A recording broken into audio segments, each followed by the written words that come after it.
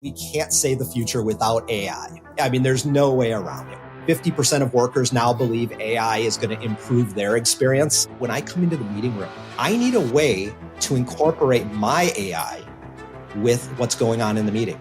It's almost a bring your own AI type of a concept. Most of what we do in our day-to-day is going to change significantly. Hear the latest AV trends and predictions in this episode of Crestron's Smarter Spaces podcast on your preferred podcast platform.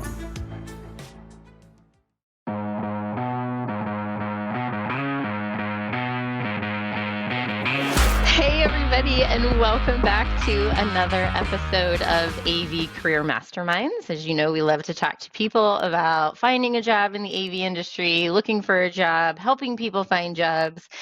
And I have a special guest today, as I want to say, because I have heard of this person. I've heard of the name, always kind of knew he was around, never have had the pleasure to meet until we were on AV Week together. So Neil, if you would introduce yourself and tell everyone who you are and what you've done and where you live, because you're not on this side. Well, I'm clearly blushing now with that amazing introduction. So thank you You're welcome. for that. Wow. Yeah. So as people will probably have now already recognized, I speak the King's English, formerly the Queen's English, and based in London. My name is Neil Fluester, and I've been in the AV UC industry for,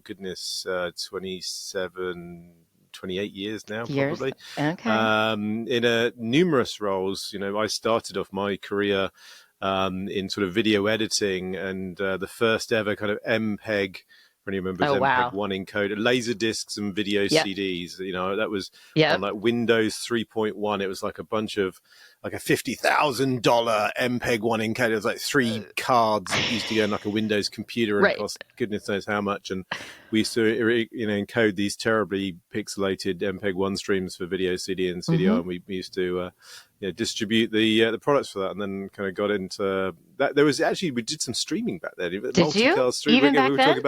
We talked about Netgear last week on AV Week, and I remember OptiBase Commotion, I think it was called. It was like an MPEG 1, MPEG 2, unicast, multicast streaming for backhauling video across networks. So it was like 100 base T networks back in those days, and it's like MPEG 2 streams, 8 megabits, 6 megabits a stream or whatever, highly compressed. So that's a whole different conversation in video editing and all of that we could get into, because when you talk about things. Yeah, we used to sell Avid. I used to demonstrate Avids and Quantels for people who are old enough to remember, when video editing systems were like $100,000 for an Avid or a Quantel system, and again used to demo and create videos for production. Again, that's kind of where I got my taste for creating content really back in the late 90s. So yeah, goodness. So then what did you do after that?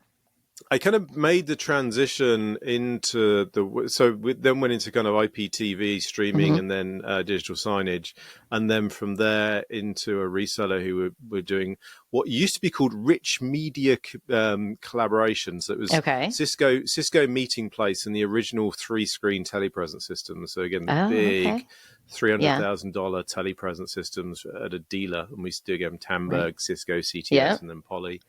And then from there went to a service provider, did some service provider stuff, and then into Poly or Polycom. It's funny when you talk. It was then. Yeah, it's funny. Polycom and the Picturetel, sort of story has gone through numerous iterations, and of course it then went to Plantronics, bought them, and then it became Poly, and then it's now HP. It isn't even HP Poly. I think it's just HP. I think it's just I think it's just HP. Yeah. So 10 years at Poly as a product manager, and then product director, launching products and that side of things. So that's where I really cut my teeth in the world of kind of UC. And again, back in the day, it was $300,000, $500,000, telepresence systems, and now it's $500 video bars. The market's changed. Yes, the market has changed, because I remember when I got into the industry, it was also selling a Polycom, the full codec system, or a Tandberg system, and they were not inexpensive when someone said, I want to be able to high do value, we used to say, I think. High value. I don't even know if I used high value with customers. I think I said, oh, you don't have the budget. I'm so sorry. You can't do that. You've got such a breadth of different things in the industry, which I love to hear, because the AV audiovisual industry, I think, is not just audio and visual. It is all encompassing, and it can just be audio and it can just be visual. So over the last few years, where has your focus of working with a customer been? So is it because you before we jumped on, you made a comment of what your potential title could be. So I want to talk a little bit more about that. So that's what I want to see is that kind of what you were doing over the last couple of years? Yeah, I guess it's interesting. I get a lot of people kind of tagged me as the video guy on social media, and I guess that's probably doing a disservice to my talents, because again, that almost became a hobby. It was out of lockdown and COVID. Myself and some of the other product directors at Polycom were doing kind of events, launching products. So Polycom in lockdown just launched the P series, the personal series for people to work remotely. And of course, Plantronics had just literally bought them. So how do we get that story and do that product launch? So again, as a product manager, product director, how do we get that story out to the end users? We used to kind of go to Marriott's and do this kind of like wow sessions or product announcements and all the rest of it. And we couldn't. People were locked up at home and couldn't travel. So I, back in 2019, I think it was, started something called Poly Weekly News, which just for fun decided to do a live, and it really was live. There's no safety nets. We did every Monday, 3 p.m. UK, 10 a.m. Eastern, on LinkedIn and YouTube, really live. And it was like the chat messages were coming in, we were answering them live in the session, and it was amazing. And whatever you got what you got. Every Monday we went but some went like 10 minutes, some went 30 minutes. And it was just, we built up a bit of a community because everyone was locked down. Everyone, was kind of there and watching. So we did that. And then we started inviting guests and analysts, Tim came in and Erwin Nazar and, Dante then started joining me as my kind of sidekick doing the shows. And we built up a bit of a following around that. And then that kind of grew, as I say, and I kind of polished that capability, that tool, and then did more sort of social media video and used it as a vehicle to be able to get a story and a message out there to partners and customers. I mean, at the end of the day, when it comes to any organization, it's all about attention. You can have the best product in the world, you can have the best technology in the world, the best solution, the best feature, whatever it might be. But if people don't know it exists, then it's useless. So we have to go where people's attention was. And there was a paradigm shift that happened during COVID where things like Instagram, things like LinkedIn, things like YouTube, things like TikTok, all of these things started growing. And the attention moved away from print and posters to this. This is where people's attention was, in a 6-inch display scrolling in front of their face. And that's really why I kind of started to move into that digital space and started creating content. There's different. Some people create content, some people consumers. So I just put myself in the creation bucket and started to create content really and try and get a story out there and hone that tool. So are you finding, and when you were doing this, that the short 2 to 3 minute video was better? They never went to, again, we used to do 2 Minute Tuesday and there wasn't one that was ever 2 minutes. We put the countdown timer in the top right. So the Polycom 2 Minute Tuesday videos on a Tuesday were always like 4.5 minutes or 5 minutes. Never made it. No. But it was always the short form is always what people's attention likes. But I always find it very difficult to get to create sort of and get it story done into that. It's terrible. Well, that's what I mean. So, and that's why, I granted I am a scroller. I will scroll Instagram Reels or TikTok videos, right? Like I scroll, and I love the short. Like you have to catch, for me, and I know this is a lot for a lot of the people that are doing that, just as human nature, you have to catch me in like the first probably 10 seconds, 15 seconds. Yeah. So it's a scroll stopper, they call it. Yeah. Okay. So how hard is that to get done when you're talking about a piece of technology? And I ask that because there's the engineers that are going to want it one way. There are programmers, depending on the product, that are going to want it another way. There's me as your random salesperson that doesn't need to know all the engineering behind it and wants to see something in a video. So how do you catch everybody in that 15 seconds to ensure that they're going to watch? When I work it out, I'll let you know. Okay. Great. There was something actually, someone pinged me today around the LinkedIn algorithm and kind of how it works. And it's like, it's got these kind of 3 stages. And if you pass the sort of first gate, then you're then down to the second gate. And then if you pass the second gate, you're then down to the third gate. And then the content sort of grows and spreads there. But if you don't pass that first initial thing, then the content will die and will not gain traction, not go any further. So it's a tough one. And I think it's like an onion, isn't it? I mean, they always talk about create your content for the ideal client. So you're meant to create in your mind, in your head, the ideal viewer that wants to see your piece of content. You create it for that middle-aged 30-year-old pale stale man in a suit, generally in our industry, unfortunately. But you're meant to have that person that you're then looking into that lens and going, you're the one that I'm making this piece of content for. But again, then there's that idea of, are they a partner? Are they an end user? Are they going to be reselling this? Are they going to be consuming it? Are they, again, are they super technical? Or they just want to know, what does it mean to me? How is it going to make me more efficient or solve my problem or whatever it might be? It's a really tough one. And I guess, it comes down to, you probably do have to create more than one piece of content at different levels and hit it at different levels. So it is a tough one. So you said right before we started to hit record, you said people have said. No, I said that my hair looks rough just before. Oh, you did say that, but no, but we didn't get that in probably. We didn't get that. I think we did get that one on there. Sorry. Yeah, but you said someone or some people have tagged you as the chief noise officer. Yeah, I love that. It was Richard Jonkers at Netgear. We were talking about Netgear actually on AV Week, and Richard's an amazing, again, if you want a legend of the industry, he is one, but he wrote a beautiful LinkedIn recommendation for me when he heard that I was looking for a new role and a new opportunity. And he put in the recommendation, if anyone is looking for a chief noise officer, then, I have no problem recommending Neil for that position. And I just think that's an amazing, because you go onto job sites, talking about looking for jobs, you go onto job sites, you reach out to people and you say, hey, have you got anything going at so-and-so and so-and-so, because that's where you kind of want to work. And the kind of first thing they kind of come back is, well, go on our careers page and let me know the ID number of the role you're thinking of, and then I'll put in a referral for that and a recommendation for that. And that's a real challenge when you don't fit into a standard mold, when you're not that cookie cutter, whatever it might be. And again, I think, I've always rolled my sleeves up and got involved.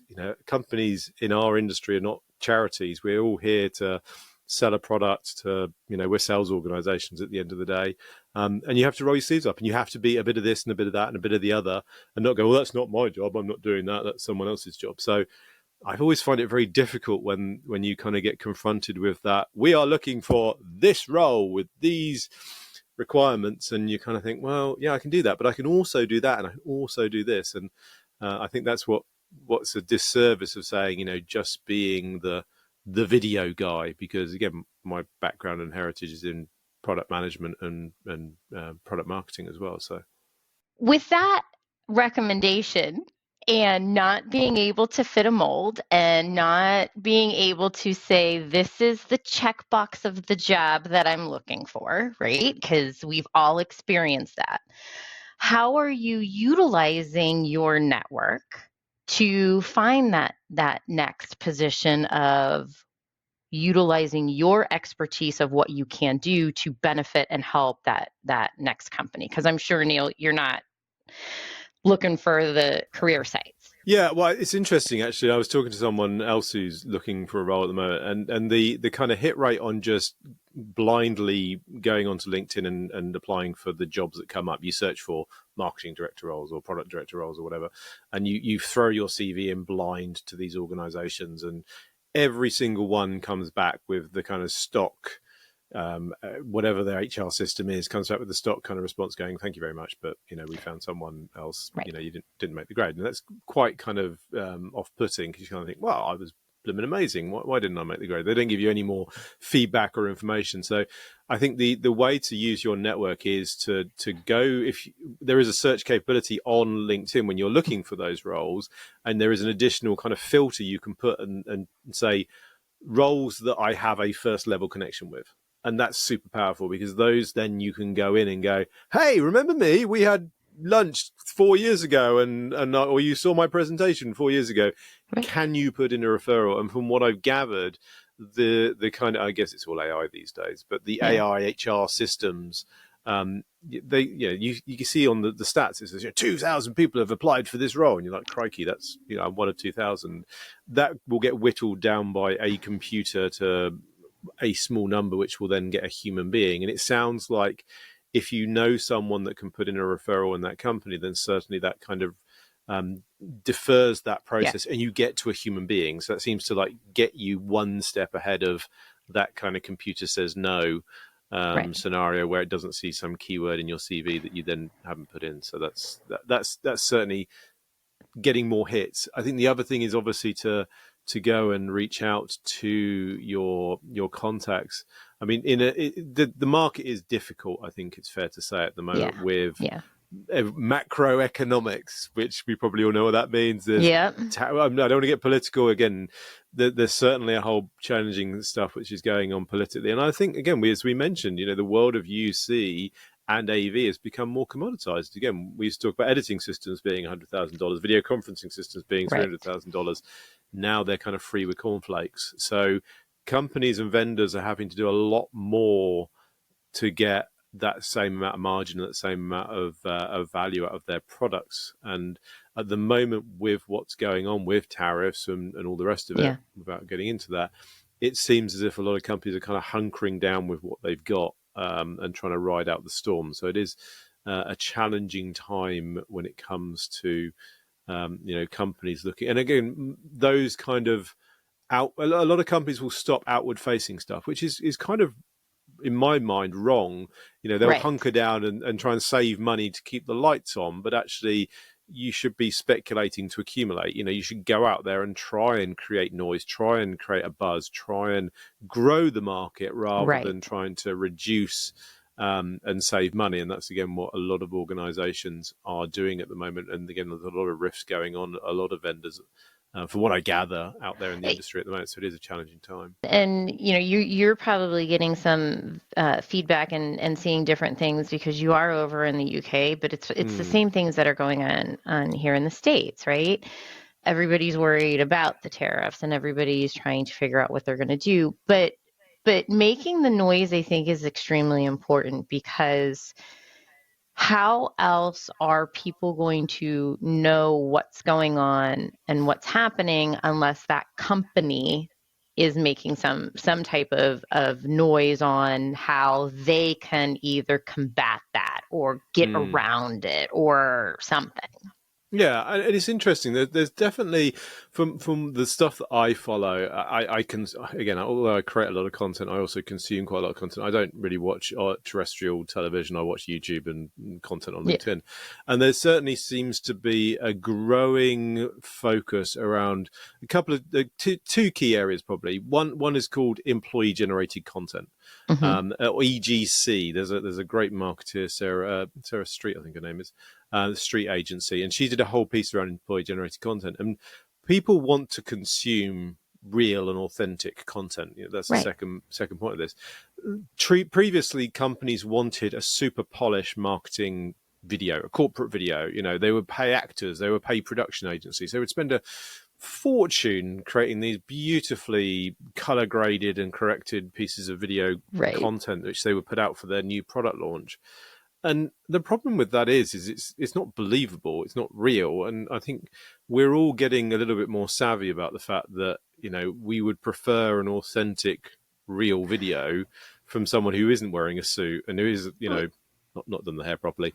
Right.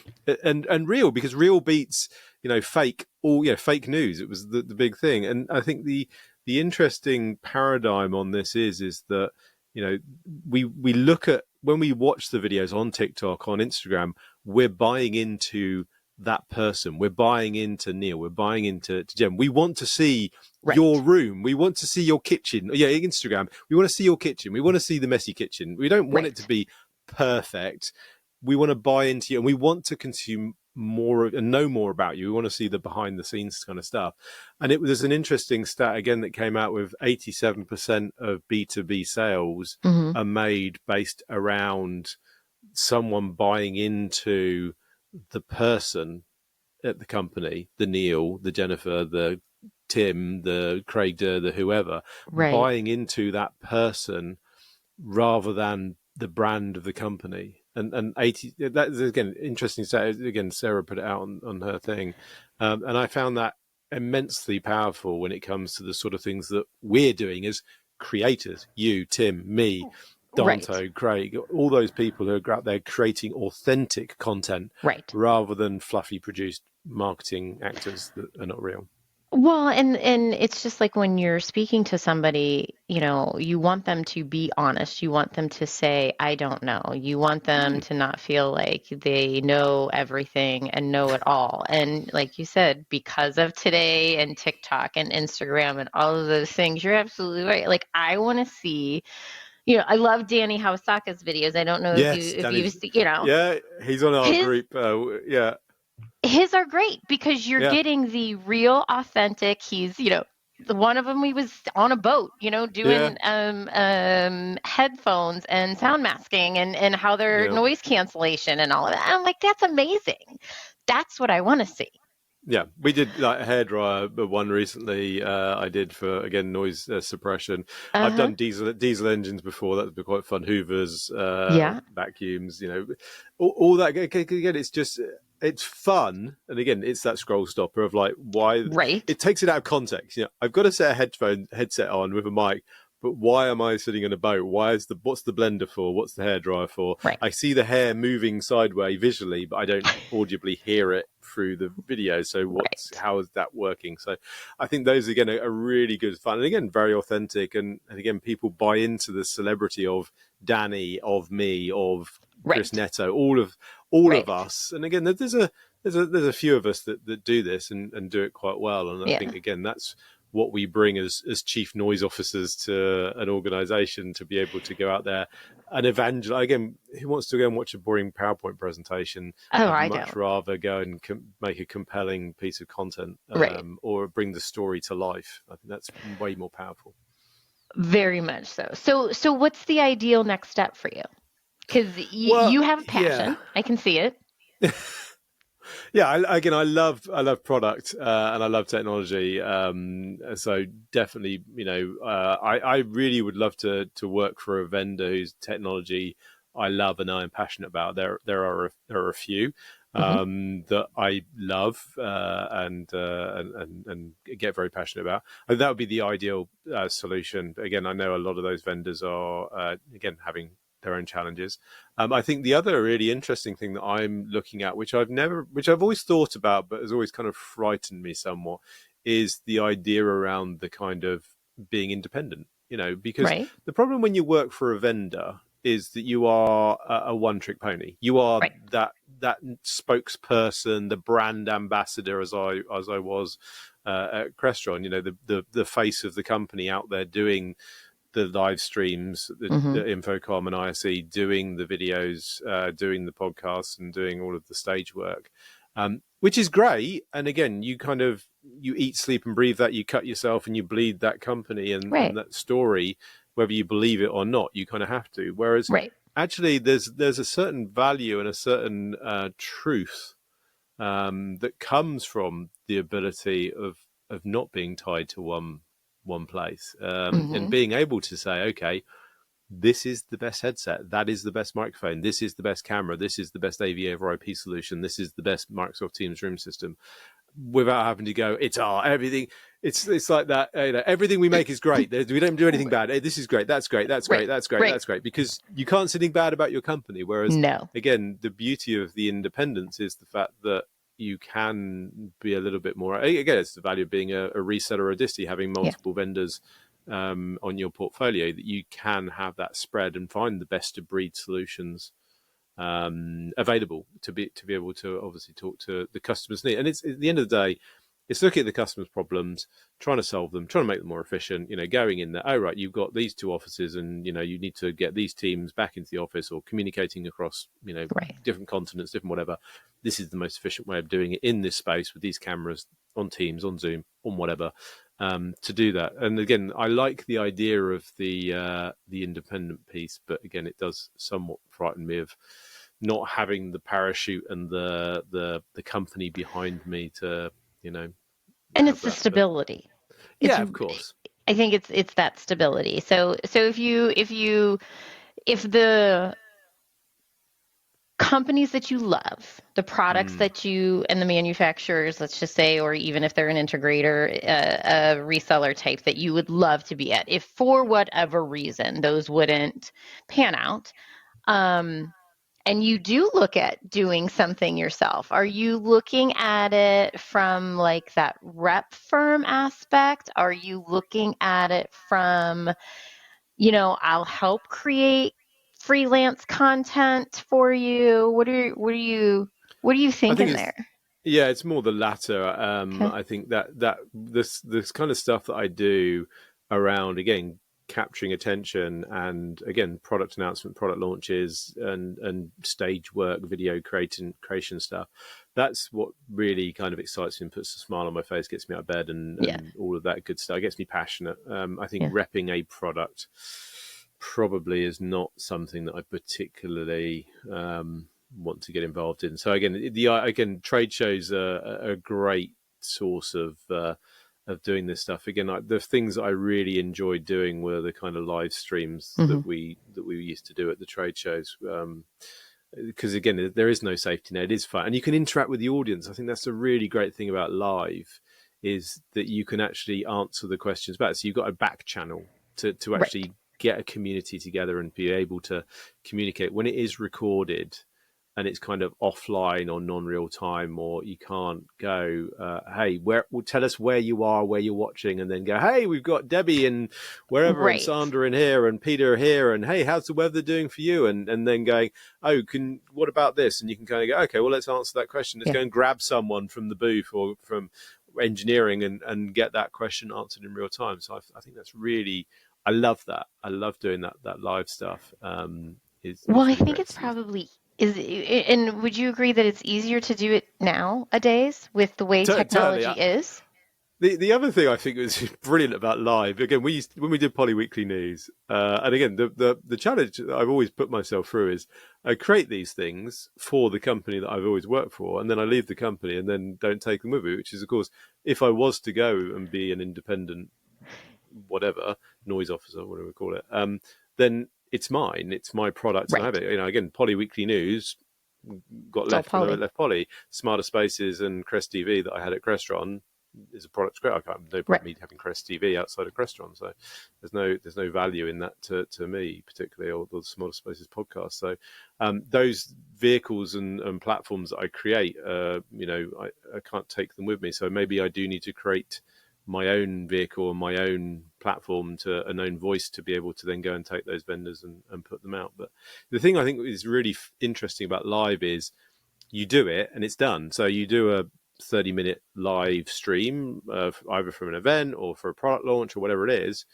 It's done. It lives. You don't have to go and edit it and then post it and then check it. It's like we do it. You join a Riverside call or a Zoom call or a Teams call or whatever. You record it and put some banners and captions and do a bit of live mixing and camera mixes and angles and all the rest of it. And then people watch it there, and then it's just available to watch afterwards. And you get on with your day job. And that's, I think, again, as someone who does the video, the video guy that does it as a bit of a hobby and a bit of a sideline and as a bit of a value add, it allows you to then go back and be a product marketing director or a director of product manager, or, and manage a team and work about people's what else people are doing in the team and support them as a leader or whatever in that area as well. So I do love that, rather than the fact of them painstakingly taking something and editing it and then putting it out there and then being depressed that it only gets however many views, and this is my best work that I've done. Why are only 20 people liking it? How dare you? It's the algorithms, and it's who's seeing it, and it's what's a part of the content, and is it what they're looking for today versus tomorrow, and all of that.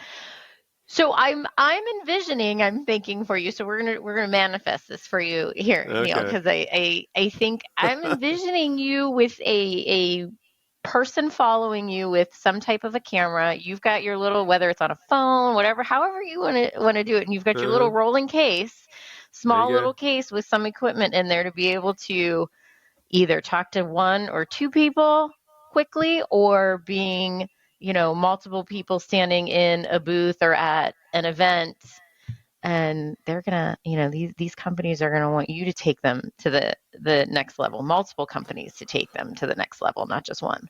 Yeah, again, I think that would be an ideal situation, and I think the interesting thing, again, that whole idea of run and gun, as we used to call it, the go out there with a mic and be able to produce a very high quality piece of content that's got a decent production value, but is not a massive production to put on. You don't need lights and makeup and all the rest of the paraphernalia that goes on with it. It is just camera, tripod, couple of mics at a trade show with some interesting stuff going on in the backdrop, and then bringing that story to life. And again, so I've interviewed so many people at trade shows in front of the camera, and some of them just kind of freeze when you put the camera. They're just not good at looking at that black circle there, and you put that on, you go, "Are you ready? Okay, let's go." And they're like, yeah. They just don't know what to do. Whereas, and it's like a muscle. Again, I got fit last couple of years, but I was flabby and out of shape and all the rest of it. I did exercise and got fitter and all the rest of it. Creating video content and being comfortable in front of a camera is exactly like exercise. The more you do it, the better you'll get at it. Yes. And all the rest of it. But being able to help them, and again, you're not trying to make them look stupid. You're not trying to trip them up. You're trying to make them and their product get out there and the story out there to the customers. But again, being able to try to nurse them over the panic of that black circle and oh my goodness, what if I say the wrong thing or do the wrong thing? And I think sometimes when you do that live too with people, it might, and this is just me and I could be wrong, but it might be just a little bit easier because now it feels like you're having a conversation and you're not, okay, we're going to turn the camera on and I'm now going to ask you this question and I now need you to answer it, and you only have X amount of time. When you catch somebody, walking down the hallway and you go, "Hey, what do you think of?" And then they're just going to tell you, like they're just going to start talking. Absolutely. And again, that is the idea around authentic, real content. It is that idea of trying to capture those moments in time, and get the real story. I mean, obviously, if they say something that is wrong and you have to retake it, or they say stuff that they're not allowed to put in, then clearly we can work around that. But I think the idea around being able to do that is, and again, at trade show events and at product launches, is something that I think is really interesting as a run and gun, and being able to create those packages for companies. I think the other really interesting thing when it comes to attention and audiences and creating content packages, the best value is around collaboration. I have my audience. I have a reasonable following on LinkedIn. That's my main platform that I use. 8,000 odd followers or whatever it is. And I get reasonably good engagement when I put a bit of content out there, comments and likes and all the rest of it, which is again good. But the interesting thing is that if I just put a piece of content out every other week or every week or twice a week, whatever the cadence is, I'm just talking to my audience, and it's the same people over and over again. When you collaborate, as we are now, your audience is seeing my ugly mug, and then we'll go and look at me and go, who is this Neil guy? What does he do? What value is he? Can we hire him? Available for hire. So they'll hopefully go and look at my profile and check me out. So I'm capturing your eyeball, your audience's eyeball. So again, that whole thing around collaborative stuff, it's not just me going to a trade show for, vendor A and creating a piece of video that I put out. Yes, there's value to them because they're getting my eyeballs, but I want to do collaborative content because, again, it gives me a wider audience that I'm not necessarily speaking to. And those adjacent markets where, again, I traditionally have talked in the kind of Microsoft Teams, UC, video conferencing space, AV over IP. Right. But there are lots of adjacencies to that, displays, LED vendors, all of the tertiary things around the outside of as you said, the AV world that we're in gets me a whole bunch of different eyeballs, or the vendor I'm representing if I'm creating something for that vendor. And a thing that I used to do all the time at Crestron was, okay, I said, I don't want to create Crestron videos, because we're just getting Crestron's partners and customers' eyeballs who already know about Crestron. They go to Crestron Masters, they see all that kind of stuff. What I want is to go to the partners. Quite the niche ones actually are really powerful because they don't have a chief noise officer. They don't have a brand ambassador, an evangelist that can go and do this stuff with a camera and content comfortably. So to create them a content package that then they can post and they can deliver to their audience becomes hugely powerful to them because they're getting this beautiful piece of content that they can push out. But you're gaining their viewers' attention, and that's what I think is powerful too. A large brand, and that's why partnerships and alliances are so powerful if you work them the right way. Because a lot of the time, it's just like, okay, we want to support you and work with you or whatever. We'll just put a stamp or your logo on our website. But I think that in the world of social media, in the world of content creation, the alliance partnership piece, which I was doing at Crestron, and the content creation piece around that is hugely powerful because, again, it gets you different eyeballs and different attention that you wouldn't normally get. And that is true. And that's the whole thing with manufacturers and integrators and resellers, in my opinion, is that collaboration needs to happen, right? So we're starting to see it happen a little bit more, it's definitely companies growing. Collaborating and making sure their products work together, but yet, like you said, there's no noise around the products working together. It's usually on that PowerPoint slide from the one company or the other company just saying, oh yeah, we've partnered and we work with, but there's no noise around it. Yeah, I think, again, that collaborative piece and the alliances piece is really powerful. And again, my role at Crestron was a director of alliances initially when I came on around Microsoft and Zoom, and then it grew from there. Working with the likes of Shure and Sennheiser and Jabra and the others. And again, for me, creating content with those other vendors, as I say, captures an audience that Crestron or whoever I'm working for doesn't necessarily have. And again, I think that's much better than a PowerPoint presentation going, hey, we've ponied up with so-and-so. Great, whoopee. Yes. Show me the 2-minute, 3-minute video. Yeah. 100%. Yeah. Well, Neil, this has been amazing. And I am, sad to hear that you are out there looking, but I'm excited to see where this next chapter of your career is going to go. Like I said, I for some reason, I just have this feeling that you might not be stuck with one company and in with one company for a while. I think you're going to have some people coming from multiple areas wanting you to make some noise for them. Give them a call. If you're watching, he's saying giving a call. And if you're listening, we're saying give a call. Yeah, give me a call. So speaking of giving a call, how can someone reach out to you if they want to bring you on, or someone has questions, or wherever? Where can we find you? As I mentioned, I think, of all of the platforms out there, LinkedIn is definitely the one I've kind of put my hat on and I use the most, and I'm on there multiple times a day. I kind of live on there. We were chatting on there earlier today. We were chatting on there earlier. Communicated. Yes. That's exactly how we communicated today. Yes. Was through LinkedIn chat. So that is absolutely where you can find me. I do dabble in the other platforms, but again, LinkedIn is where it's at.